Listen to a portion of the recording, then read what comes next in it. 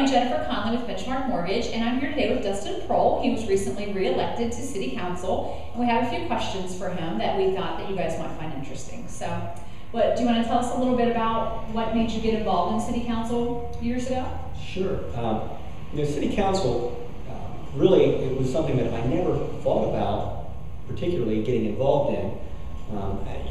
For one thing, when you're not familiar with politics completely, you don't even know what City Council is or what it does. So growing up, it wasn't, I can't say it was my childhood dream to serve on council, but it was something important to me. Right. That I did something, and it sounds corny, but I wanted to do something that in my heart I believed to be noble. Something that I thought that where I was helping people. And I'm a true patriot. I guess I watched too many John Wayne movies growing up, and my sensibilities are all shaped around the way I was brought up and the importance of this country and the type of government we have. And I always saw myself, and probably again because of John Wayne movies, that I was going to the military. I thought that's a way that I could serve America and serve people. And as I got older, I don't know, after so many times playing G.I. Joe in the backyard, or dressing up in army fatigues as a little boy, I finally burned myself out on it or what. But I didn't go into the military, and instead I looked at going into teaching. And my aunt had taught for 28 years, and when she had passed away, I saw at her funeral all the people that had showed up and all the students, and they said, this person changed my life. And I thought, this is my cause. This is my calling to do something. This is that noble thing that I could do. And so I went into that, but I still had always been interested in politics. When I was a little boy, I campaigned for Jimmy Carter. I would hand out peanuts wrapped in Jimmy Carter stickers. And I know Jimmy Carter is not the most popular president of all time, but when you're 2 or 3, the president is the president, right? And you have that reverence. And I remember one of my earliest memories was watching the returns when Ronald Reagan defeated Jimmy Carter. And I remember being heartbroken as a little kid because the president had lost. Right. And when you're a little kid, the president is the president, and there's no other president. But of course, later developed a fondness for all the presidents and the process of government. And by the time I made it to college, I joined a group that was forming at that time called the Ross County Young Democrats. And I joined the club to kind of see what it was about. And I don't think we knew what it was about. It was very disorganized at first. And we had some members come and some members go.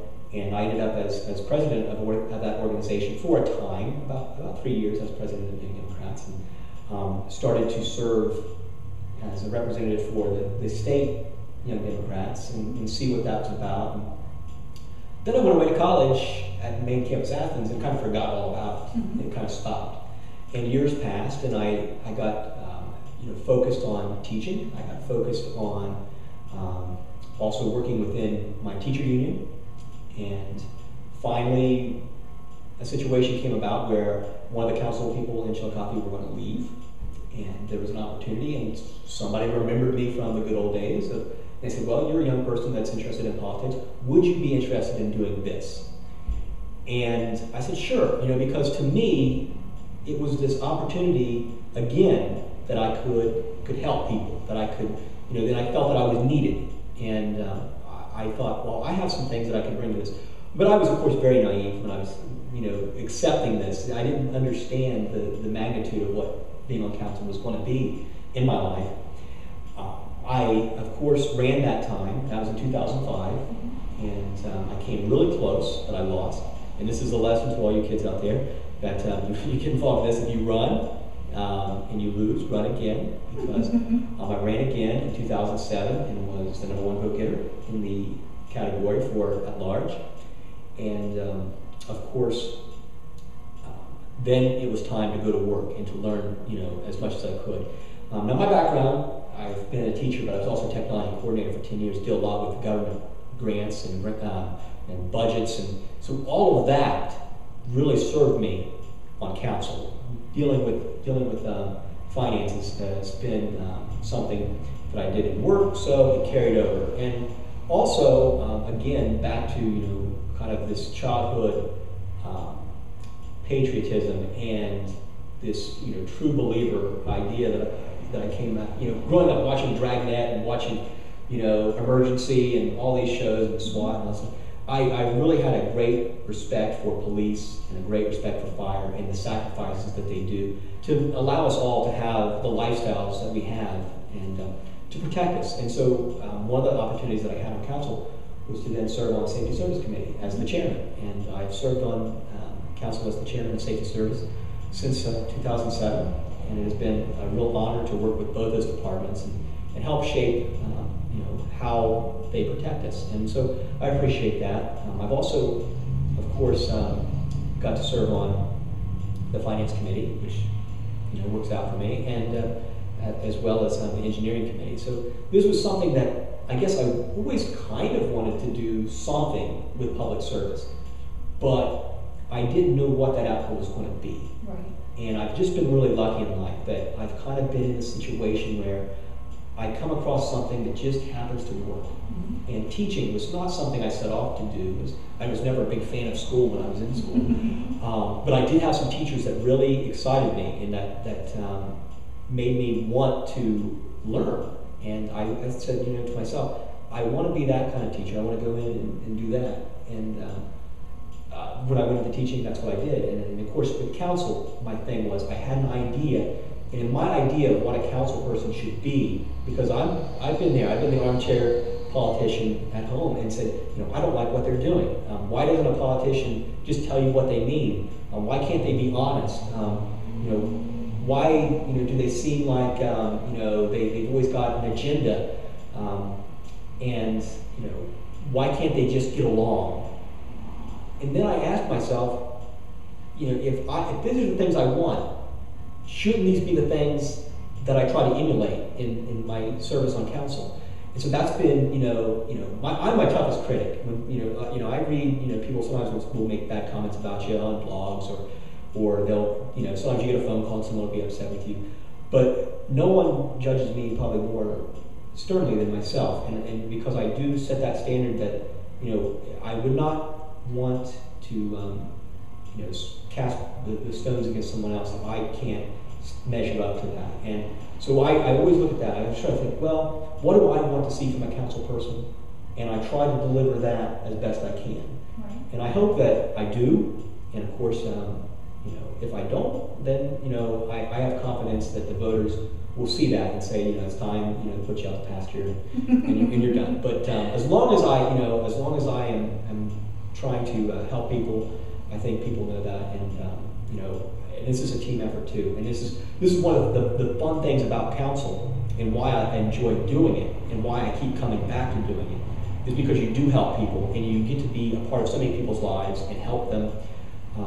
I love doing the door-to-door and going around and listening to people's ideas, and then bringing those ideas back into the mix and trying to see how you can blend those in with what you need to do on council. And it really makes you feel like you're a part of that community. And I won't lie, it's really is something that I don't do this all just because I'm just a nice person who wants to be nice to everybody. Part of it is selfish. Part of it is it makes me feel good about myself. It gives myself some value to know that I'm doing this for the community, and that I'm that I have this role that is important, and that I'm able to fill it. So, there is that, but I've enjoyed it. It's been a great run, even though, we do have our struggles. There's the 2010 budget crunch was, put a lot of gray hair in, if you notice right there. It's, I've been telling everybody I'm going blonde, but that's, my wife assures me that's not it. But that's why I go into it, because I do enjoy it, and it is something that I've felt from a long time that I wanted to be a part of something bigger, and this was an opportunity for that. Okay, great. And what, if anything, do you think the next city council can do to better serve Chillicothe? Like our incoming people, we've got some new people on council, we've got a new mayor coming in. So what do you think that all of you guys can work in conjunction to do to serve us better? Yeah, and I like that question, because I think that as we do start off new, This is going to be something different for Chillicothe. This is we've had really the same mayor for quite a long time. Yes, we did have, Margaret Planton was in for a few years, and then Joe came back, and so we've kind of always been in this situation where, we are assured of kind of what's going on. Like it or not, we do know what's going on because we know the players. We're going to see a lot of new players in the game. The members of council, some of them are coming back, but we're having some new folks, and some of them that are coming back have been gone for quite a while.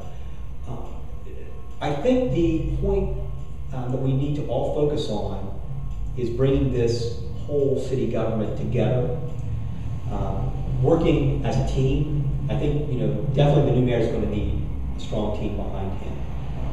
No matter who won this election, you were going to need somebody. There's going to be this learning period because there's a lot to catch up on. No matter how smart you are, no matter how many great ideas you have, you're going to find out that there's things you don't know, things you don't understand yet, and there's going to be this learning curve. And so you need that teamwork with the experienced members of council, the experienced members of the local government. You need that. But for those of you that are on council, like myself, have been on for a little while, you also need that influx of youth, influx of new ideas, and you don't have to be young to have a new idea. A lot of people, that have come on council, they are not defined by their age. They're defined by their energy, and I think that they're going to bring some new energy to council, and that's going to be something that ignites us. The one thing that I would like to see, probably, and I spoke about this during my Gazette interview, and I think that very strongly about this, is that the council needs to take a better role in knowing what's going on. They really do. We all are very busy, and I understand. I'm probably, and I'm on, like I said, all those 3 committees, plus I'm on a lot of special committees. I've served on the committee to regulate adult entertainment and the committee to, determine prayer before council, and on the zoning, rezoning of the city, and on the alterations to that to fix the design review board portions of the zoning code. So I understand being very busy and being tied up in a lot of committee meetings, but I really hope that council, as they come in, that they take the time to step outside of their committee and attend other committee meetings when possible. I can't do it all. I miss a lot of the utility meetings because they occur during the day. I make it to very few of the parks committee meetings, but I do try to hit some of the development sometimes, and of course, whenever there's a large issue that needs to be talked about, we do have our review sessions, but we really need to make the effort to make it around to the different committees and keep our eye on the ball a little bit better. I think be more informed of what's going on in the other committees. I mean, it's easy to let another committee, that's their responsibility. And I'm busy with my job, my own personal job, plus the council things. So I think that's a great idea to be more involved in all the committees, or as much as you can. Yeah, as much as you can. It's only so many hours a day. Even if you just make it to a couple, it really helps you because you get a grasp of what's going on. Right, that's a great idea. And you see council, when we get to the vote, and this is the thing for all of you watching, a lot of the work that we do is done in committee. And what you see, if you watch the council on television, which some of my friends at work say it's the funniest show on television. They go, we love that show you're on. I say, it's not a show. It's reality. It's what we do. Reality TV. That's the best. Yeah, self-tape TV. Maybe it would be a big hit. I don't know. They could follow us around with cameras. Right. But it would, it's very limited what you see. You see us vote on items, so you see us say yes or no. My wife stopped watching a long time ago because she said, "All you ever do is say yes or no," and I said, "Well, that's at that point, that's what we do." That's where you're at, right? But those committee meetings are where the road meets the pavement, and that's where you see all of the discussion, all of the arguments, all the point and counterpoint, and hopefully by the time you get it to council, all of your council members understand. They may not agree with, and they may vote against the legislation, but they should understand why you got to that point. And one of the things that I really have enjoyed over the past 2 years, as we have had all these budget meetings, and we bring in the department head, and they justify why they're spending the money, the way they're spending it, and you get an idea of where the money's going and how much money is going where. And whenever I look, I spend a lot of time with police and fire, and so I know what's going on in police and fire.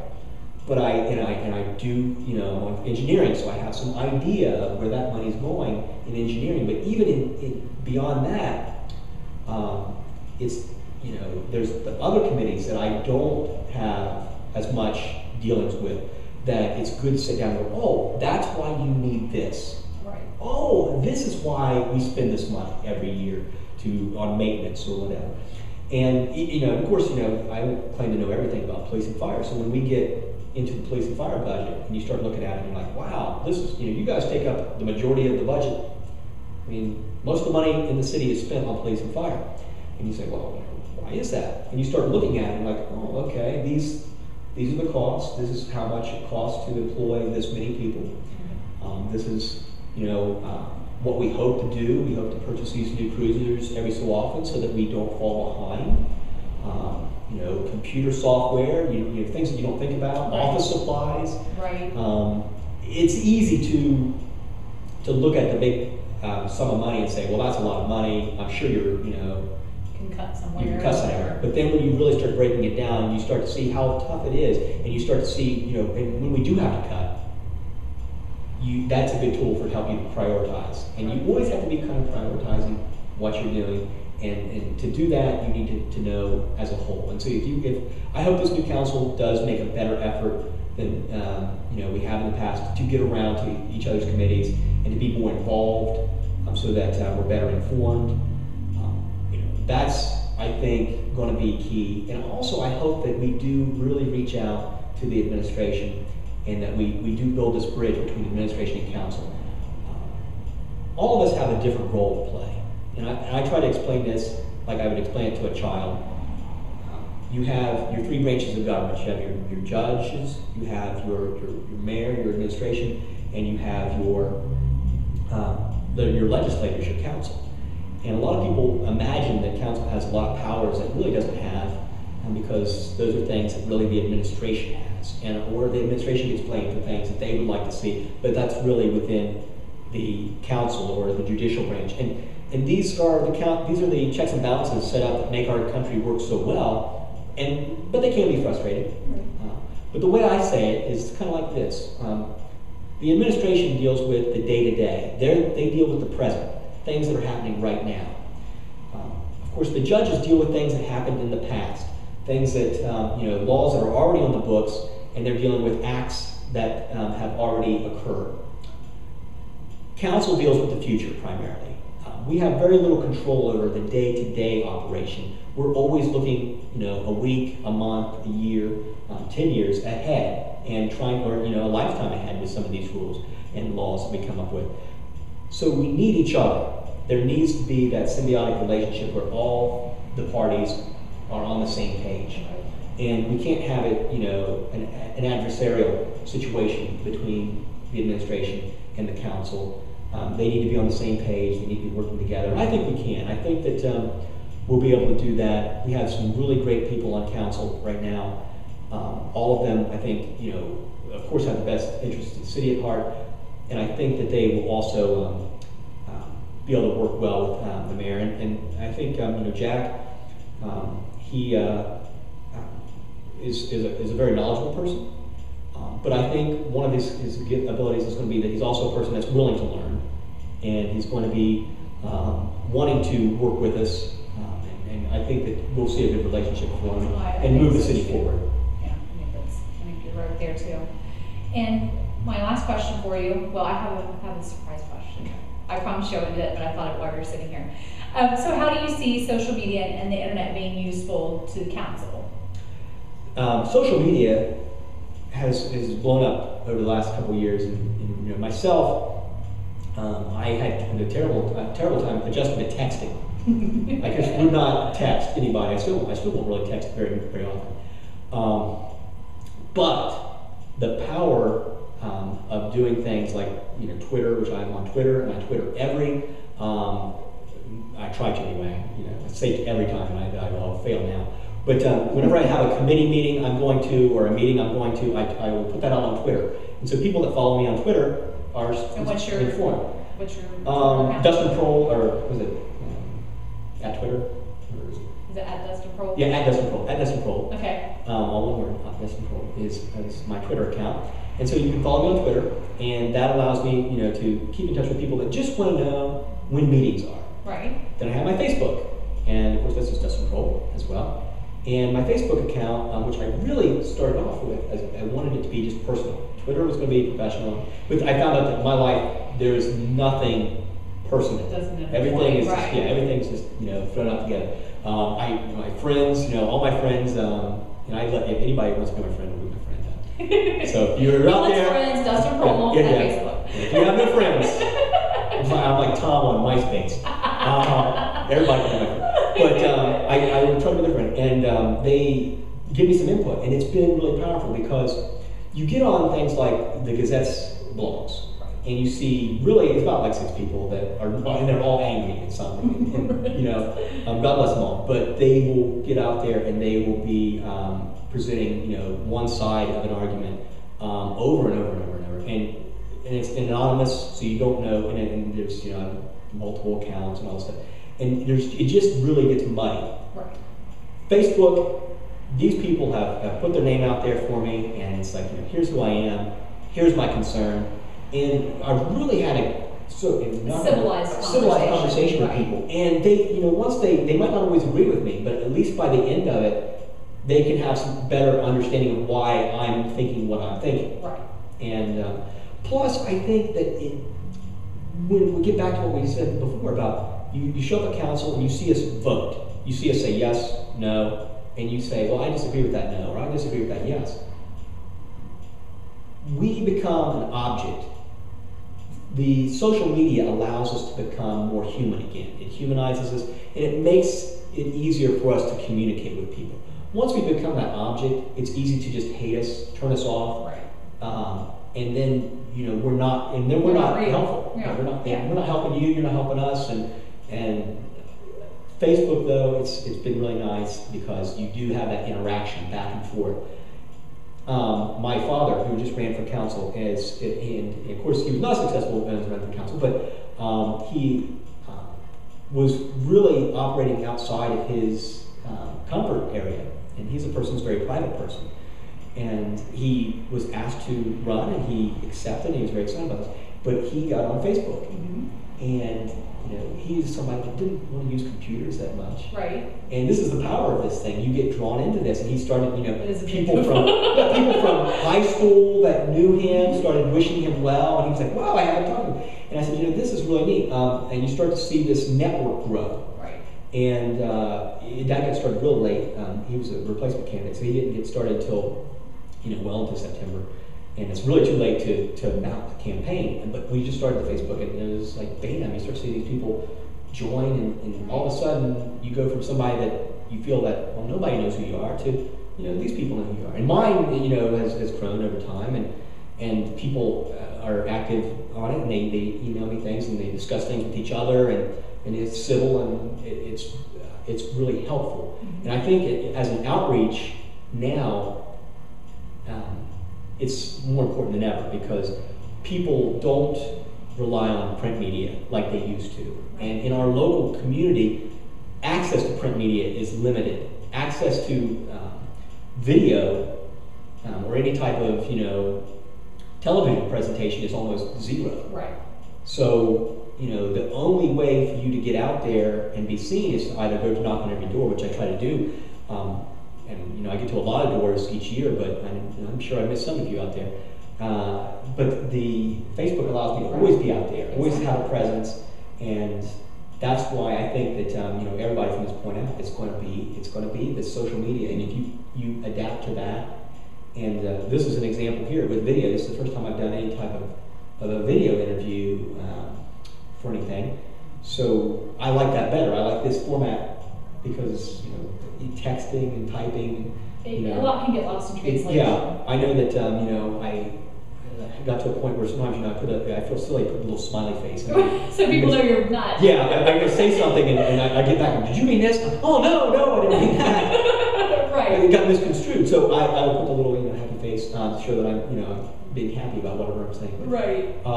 You know, and for someone my age, it's like I have to learn all this stuff, but it is very helpful, and I like it. And it is, you know, as most of you guys that have seen my videos, I do a lot of video for my business. I do the videos for, you know, the interviews that we do.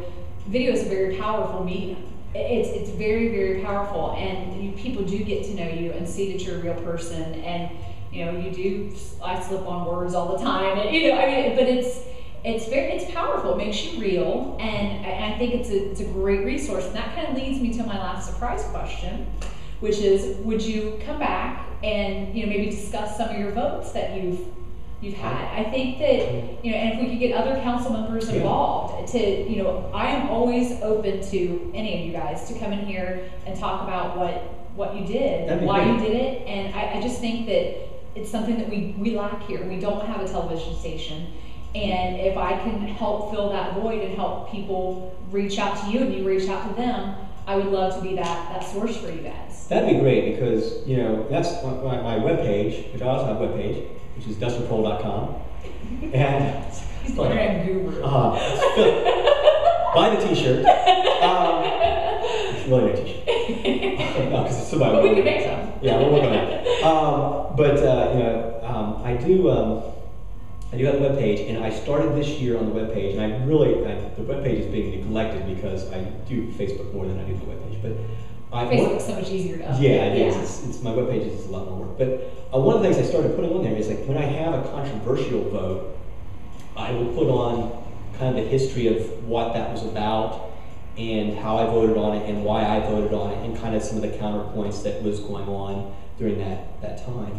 And so video would be much better to talk about those things, because you sit down and you're typing, and you know, my typing teacher, you know, I think I type a whopping 60 words a minute. I will never be a secretary for anyone. No one would hire me, or assistant or anything. But I can type touch type decently, but trying to get that all relayed and get the emotion of it or the feeling behind it is hard to do in that medium. Text. And I would like to do that. I think, you know, when we're talking about what can council do, this is something. Becoming more accessible, becoming more exposed out to the, you know, public with who are we as people and why do we make the decisions we make. And I think that would help people understand. Right. And also, it would take away the mystery that we're sitting on these thrones and that we're untouchables and that no one can speak to us, because I get very few phone calls,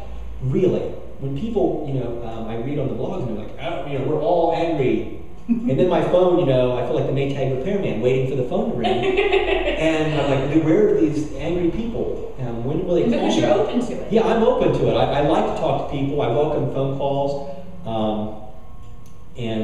You know, the ones that call, I always appreciate it. You know, no matter agree or disagree. And sometimes we end up agreeing, and sometimes, you know, and I'm always willing to change my mind, because you can tell me, you know, why you're thinking, and you make your case, and I'm going to hear that, you know, case probably from a lot of people, and if that's something that I feel is the right direction, that's where I'm going to go, and so that helps shape my decisions, talking to people on the phone, and I see people on the street, and I like it when people come up to me in a store and ask me, hey, you know, Dustin, what do you think about this, or what are you going to vote on that? And I will tell you, and I like to hear what you want to think about it, because this is our city. It's not my city, you know, alone. I live here. I grew up here. A lot of you did too, and I want you to be a part of this. And this is a medium that you can reach out and talk to people and be a part of that. And I would like to do that. And I think, you know, and like a lot of other council members would probably be open to that, because we don't get a chance to speak our piece on something, or if we do, it's a soundbite, and that's tough. Right. It's tough to explain. We were talking about earlier, before the video started, about the armored vehicles and capital purchases and things like that. And, you know, when you get into this, it's hard to explain what a capital budget item is. And he explained it to me, because I didn't know, and I've been always fairly involved in politics, but not the funding part. Yeah. And you know, I think that that's something. It was very educational. We had a good conversation before we started, and that's why I want to invite you back to talk about not just the arm review, but any other, any other. No, we'll talk about that. But any other, subject that you think that people need to understand. There's so much more to it than what you see when you say yes, no, just like the committee meetings and those types of things. And I think it's definitely something that would be beneficial for everyone. Yeah, I think people, I've said for a long time that if we could videotape the committee meetings rather than the council meetings, we'd go a lot farther with building that trust with the community. Governments right now are not trusted. Politicians have always probably been looked down upon. I mean, I've made plenty of jokes about politicians myself. And even, I have to include myself in that match. But the overall feeling is that that a government is not doing its job, or they're against us in some way. That shouldn't be the case. The great thing about this country is that the government belongs to all of us. Right. We control it. Somebody asked me about the Senate Bill 2 repeal, and I said they said, well, shouldn't we just do what the governor says, or shouldn't we just do this because this is what our leaders said? I said, the great thing about our country is we don't have to do that. We get to elect our officials for one, which is great. We don't get our leaders dictated to us by military force. We get to pick. And if we pick somebody and they don't do what we want, we can go back and fix that, either at the election, or we can take it to the people for a vote. And we live in a great country where we have such access, and we take that for granted. We do, yes. And not to get on my soapbox, because I don't like to do that on these videos, but you look at the numbers of the voter turnout. It was nominal. I mean, how many people were in the city limits? Yeah. 21,000 people. Okay, 21,000. Yeah. And I think there were about 7 that voted for mayor candidates. Was that about right? Between the two? Probably. 6,500 to 7,000 out of 21,000. That was a good turnout. Right, and that's. Yeah. But it's sad, but it's a good turnout. But there are so many more people that can be involved, and it's all of our responsibilities. I mean, I did grow up in a more politically active house, so I've never missed an election. I don't think, maybe 1 or 2, but not very many. So for me, that's something I'm very passionate about is voter turnout and getting out. And I don't care what way you vote, just vote. Just get out. Just get out and do it. Everybody's entitled to their opinion, and I've got mine. You've got yours. And call your council people. Let them get know. Involved. Because all these guys, and if you call one and you don't get the answer you like there, call the other. That's why we have it at large. And right. A lot of people don't understand. They say, what do you have it large for? What are they for? And you have the large, which are citywide candidates, and you have your ward candidates that focus primarily on ward issues. Now they do take care of the whole city. We none of us are in a bubble really in that respect, but. You have your large, but the nice thing about having it large is if you have a conflict or you don't feel comfortable for some reason talking to your ward candidate, you can call any of the large candidates and plead your case and let us know. And we're all willing to listen and talk. And I have my email. I answer all my emails. If you write me a letter, I will get back to you. And what's your email address? Dustin Proehl @me.com. And we'll put that actually. I'll have mine put in there. Your Facebook page and your email address, so you guys can see that and reach out to him. So I like that. I like hearing from I get an email. You can email me. Like I said, you follow me on Twitter, Facebook, all these things. I'm just trying any which way I can to be as accessible as I can. Because like I say, that is what I think our leaders need to do. Right. And this right here is a nice thing. Because again, our leaders need to be out there explaining themselves, right. Being open to and letting us know, where they're going, because we're all riding on the same, ship together, right. And we want to know that the people that are steering right. are paying attention and that they're awake and taking us to where we need to go. And I'm really excited to be back on council. This is going to be a very challenging couple of years. We are going to have a lot of new ideas come in and a lot of trial and error, but it's going to be an exciting time too. And I really, this city has done so well through all the trouble that you've seen worldwide. Chillicothe has had its struggles, but we've fared better than most, and that's because of the strength of this community, the people in this town, I mean, I would put them against anybody in the world. And this, city has made it through this recession a lot better than what, probably a lot of us predicted. And it's not because we have a great council. It's not because we've had, great leaders or anything. It's because we have a strength in this community that, is unique to this area. And, I'm really happy to be a part of that. It's a resilient. Well, you think we've been burnt down twice, flooded twice. Right. We've taken a beating. We've been almost wiped out by plague at one time. So it's almost biblical. We keep coming back. And so, that is a sense of pride, I think, that all the citizens share. And the reason we keep coming back is because the people care about this community. They're willing to get involved. And I just encourage each of you to do that. Reach out to your council, reach out to your local leaders, and if you still don't get what you like, run for office, because I tell you what, sure, it has been a rewarding thing for me. I've really enjoyed it. Certainly don't get rich doing it, but that is not what it's about. It's about being a part of your community and serving, and that's what for me is something important, and I'm sure there's a lot of people out there that's important too. And all the people I want to do, thank you before I leave you, is thank all the people that ran for council, whether they were successful or not, and all the people that ran for all the city offices, because they really put themselves out there and they did it for all of us. And win or lose, they're champs in my book, because they really showed that they care for this community. It's a big undertaking for sure. I mean, monetarily even. But personally, just to put yourself out there like that, it's a big thing to do, and you really have to put yourself and your personal things aside to run for council, whichever side of the fence you're on, or any public office actually. Well, I have 2 little kids, and my worry is always that they will, luckily I've been pretty lucky. There's really not very many people who speak negatively about me. Generally I'm such a moderate personality that they don't get too angry at me usually, but. There's times when we've gotten phone calls and things where someone's very disgruntled about something. And, I just, I worry about that, but you do open yourself up to this. But it also, I always tell myself, this is what I do is for my children, because I hope that they'll stay here. I hope they grow up here in this city and that they're a part of it. Right.